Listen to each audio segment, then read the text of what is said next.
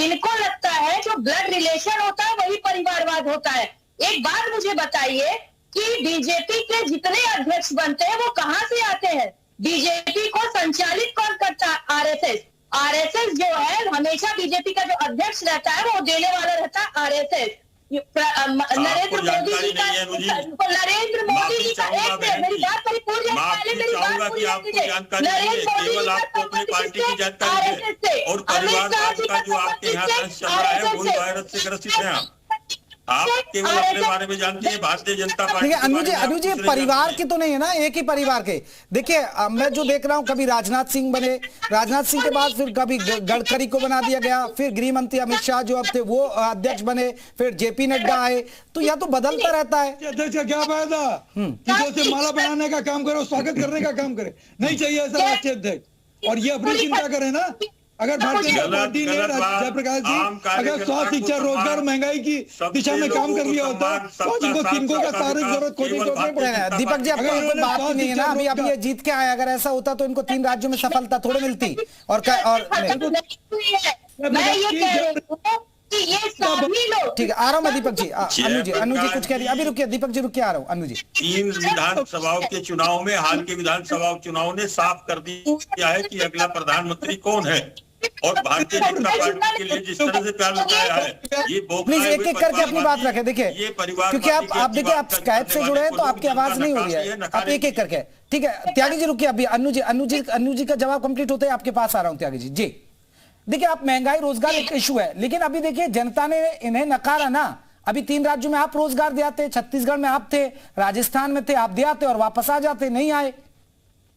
मैं यही तो कह रही हूँ जयप्रकाश जी, यही लोकतंत्र है। लोकतंत्र में यही ना होता है कि अगर जनता को नहीं कोई पार्टी समझ में आ रही तो वो उसको नकार रही है, हम तो उसका स्वागत कर रहे हैं। अब मगर मोदी जी क्यों चिल्ला के बोल रहे हैं कि लोकतंत्र का खतरा परिवारवाद से? अगर ऐसा होता तो इतने सालों तक जनता कभी भी कांग्रेस को मौका नहीं देती अपनी सेवा करने का। ये सिर्फ और सिर्फ तरीका है भारत की जनता को अहम मुद्दों से भटकाना। अब ये देखिए तो ये कामयाब हो रहे हैं ना, फिर आपको मौका दे ही नहीं रहे।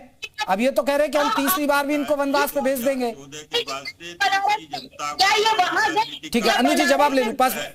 अब अनु जी त्यागी जी बोलिए। त्यागी जी ठीक है अनु जी अब रुकिएगा, त्यागी जी बोलिए। मैं कहूंगा कि 2014 के बाद से भारतीय देश की जनता को नई राजनीति का स्वाद मूलक क्या है? परिवारवाद की अतिवाद करने वालों को चेहरे नकाब बेनकाब कर रही है जनता, और लगातार कर रही है। किस मुंह से बोल रहे हो आप? किस मुंह से बात कर रहे हो आप? अपनी पार्टी का परिवारवाद देखो, सबसे ज्यादा परिवारवाद आपके पार्टी में भरा पड़ा है। सबसे ज्यादा परिवारवाद आपकी पार्टी में भरा पड़ा है। जैसा को किस कैटेगरी से आपने बना दिया सेक्रेटरी? की पराकाष्ठा जिन्होंने की है उनको जनता नकार रही है।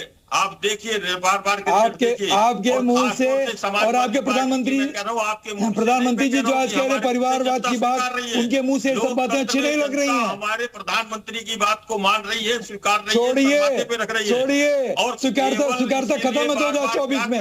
स्वास्थ्य, शिक्षा, रोजगार, महंगाई की बात करिए। इसकी महानता की दिशा क्या किया? परिवारवादियों का चेहरा समझ नहीं आता है। ठीक है त्यागी जी रुकिए, रंजन जी रुकिएगा। मैं अरविंद जयतिलक जी हमारे साथ जुड़े हैं। जयतिलक जी एक बड़ा सवाल है, क्योंकि बहुत महत्वपूर्ण सवाल ये है जो परिवारवाद की बात आ रही है। ठीक है रुकिए परिवारवाद की बात आ रही, क्या वोटर के ज़हन पे ये असर करता है कि नहीं भाई ये परिवार की पार्टी है, हम इसको वोट नहीं देंगे, परिवारवाद है इस पार्टी में? क्या वोटर पर इस बात का असर पड़ता है, या फिर ऐसा असर पड़ता है कि देखिए एक परिवार एक कास्ट से? अगर अखिलेश यादव की बात करें तो भाई यादव परिवार से हैं और यादव ही यहां सीएम बनेगा, लेकिन बीजेपी में ब्राह्मण भी बन जाएगा, बीजेपी में ओबीसी चेहरा भी बन जाएगा और यादव भी मुख्यमंत्री बन गया। जयप्रकाश जी एक कहावत है ना कि समंदर के कानून जहाजें तय नहीं करते हैं। इस देश की जो लोकतांत्रिक जनता है, फिलहाल जो आबादी 53% जो है 30 साल से कम उम्र के लोगों की है, उनके विवेक को कोई चुनौती का दे और यह कहे कि जनता को भरमा दिया जाए, मुझे लगता है कि इस लोकतांत्रिक जनता का मजाक उड़ाना जैसा होगा।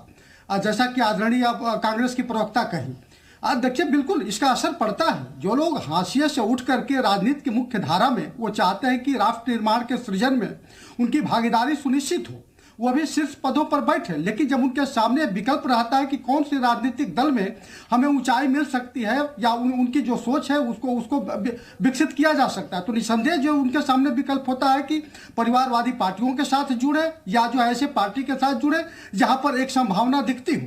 निसंदेह ये सवाल लाजमी भी है कि भाई कांग्रेस पार्टी से अगर ये एक बड़ी बात, ये अपनी एक बड़ी बात कही है। मैं इस पर एक दीपक रंजन जी एक सवाल है। देखिए, अभी किसी ने सोचा नहीं था कि मोहन यादव मुख्यमंत्री बन सकते हैं। वो यादव फैमिली से आते हैं, वहां बन गए।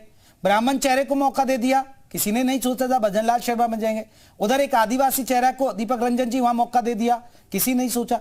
तो एक मनोबल पर असर तो पड़ता है। कार्यकर्ता ये तो सोचता है कि यार बीजेपी में देखिए कहां से क्या हो जाता है, कब किसको मुख्यमंत्री बना दिया। जो चर्चित चेहरे थे, वसुंधरा राजे, शिवराज सिंह चौहान की बात करें, रमन सिंह की बात करें, वो गायब कर दिए गए। ये असर नहीं पड़ता क्या? जर्नलिस्ट होने के बाद आप ऐसी बात कर रहे हैं? इतने देखिए, इन्होंने आदिवासी समाज से तो उन्होंने देश का राष्ट्रपति भी बनाया, महामहिम राष्ट्रपति भी बनाया। उनको किस तरीके से उन्होंने अपमानित करने का काम किया, संसद भवन के उद्घाटन में उनको बुलाने का काम किया उन्होंने, किस तरीके से दिल्ली में मंदिर में उनको प्रवेश करने से रोका गया। अरे भाई, वहां पर तो ओबीसी मुख्यमंत्री थे ही, फिर उन्होंने ओबीसी मुख्यमंत्री बना दिया। वहां पर तो फॉरवर्ड मुख्यमंत्री राजस्थान में थे ही, फिर उन्होंने फॉरवर्ड मुख्यमंत्री बना दिया।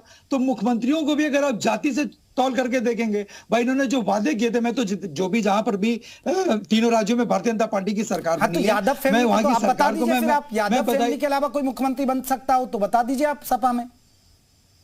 अरे भाई, जब प्रधानमंत्री जी एक बार प्रधानमंत्री बन गए तो दोबारा किसी और को क्यों नहीं मौका दे दिया? दे देते किसी और को मौका।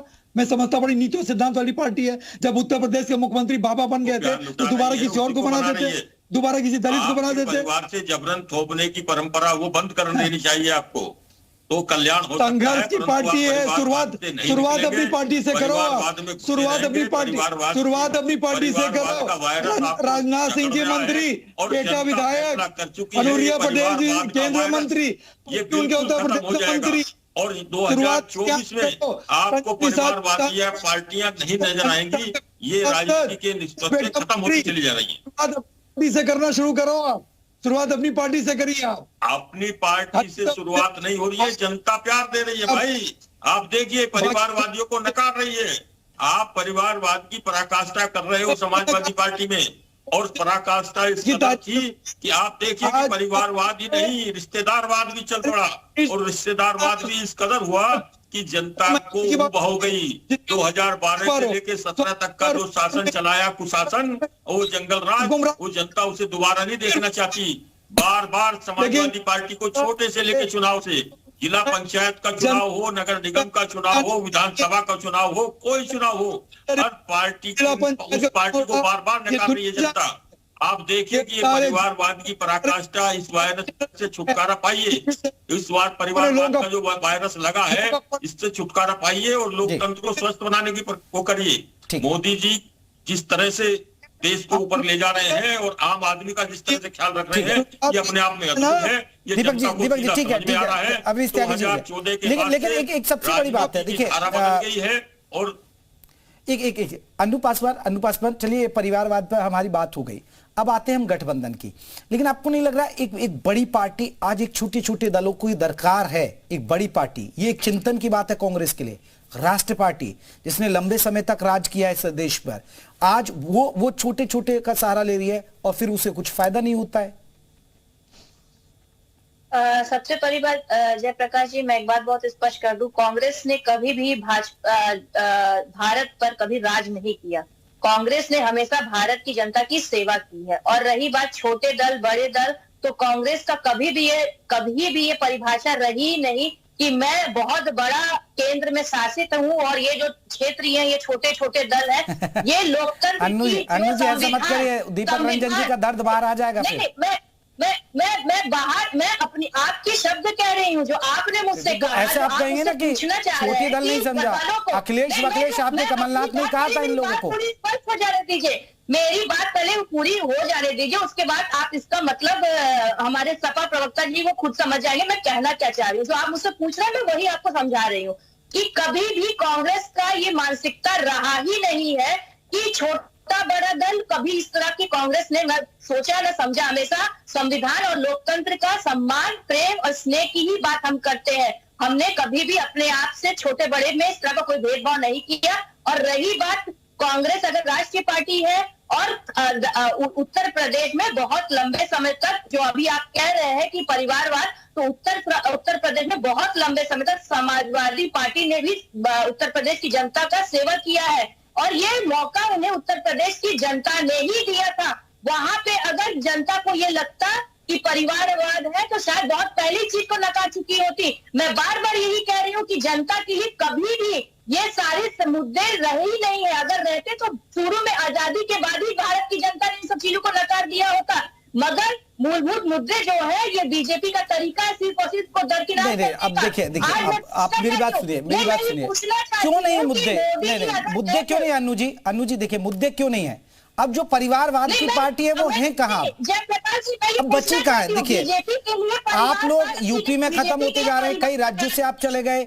अब देखिए 10 ये तो कह रहे हैं कि अब इनकी हार की हैट्रिक होने जा रही है। अब आते हैं अखिलेश यादव। देखिए अखिलेश यादव लगातार उन्होंने लोकसभा में भी क्या स्थिति है उनकी, विधानसभा में भी आपने 2 बार से देख लिया।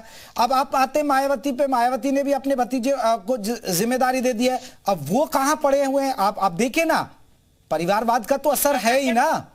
नहीं मेरी बात आप एक बार मैं कह रही हूँ ना कि मेरी बात एक बार क्रिकेट खत्म हो जाने दीजिए।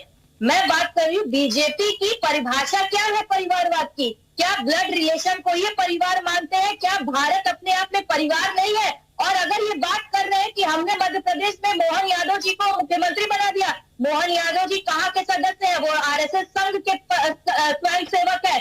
तो मैं यही बात पर कहना चाहती हूँ। अमित जी जल्दी से जवाब दीजिएगा, फिर मैं आखिरी कमेंट लूंगा अपने राजनीतिक विश्लेषक से। बीजेपी को संचालित अनुज सुन लीजिए। भारतीय जनता पार्टी सबका साथ सबका विकास में विश्वास रखती है और सबका विश्वास भी करती है। और जब विश्वास जीतती है तो सब प्रयास करके भारतीय जनता पार्टी को जिता रहे हैं, भरपूर प्यार दे रहे हैं। आपको बुखलाहट है, आपको परेशानी है। परेशानी इसलिए है कि जो वायरस आपने लोकतंत्र में फैलाया था, जो परिवारवाद का वायरस फैलाया था, वो वायरस आपको ग्रस रहा है, वो आपके के लिए घातक हो गया है। सुन लीजिए ना, अब आपने बोल लिया बहुत, अब उनके सुन लीजिए। परिवारवाद का वायरस आपने लोकतंत्र में फैलाया कांग्रेस ने, और वो वायरस अब कांग्रेस को ही खाया जा रहा है। कांग्रेस आज सिकुड़कर कहाँ चली गई है? कांग्रेस कहाँ रह गई है? कांग्रेस मुक्त उत्तर प्रदेश हो चुका है, अब कांग्रेस मुक्त देश होने वाला है। 2024 में ये भी सपना पूरा होगा।